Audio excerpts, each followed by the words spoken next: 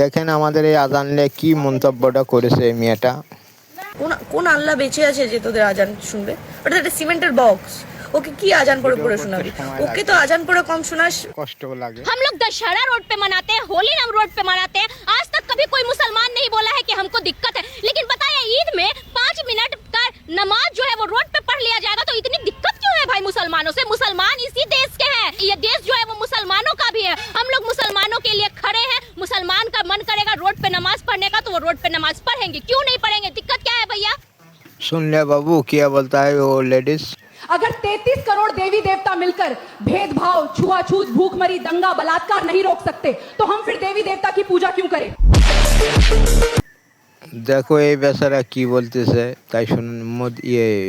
শুভেন্দু অধিকারী কি বলেছে আর এ কি করতেছে। শালা মুদি আর শুভেন্দুর বাড়িতে গরু জবাই করে নিয়ে দিয়ে আসবো সবাই মিলে। আমাদের লক্ষ লক্ষ টাকা ব্যাংক লোন রয়েছে, বছরের সবাই কোরবানির হাটের উপর নির্ভর করে। শালা শুভেন্দু অধিকারী নিজেই মুসলমানের বাড়িতে গিয়ে 3 বাটি গরুর গোশত খায় আর আমাদেরকে গরু বিক্রি করতে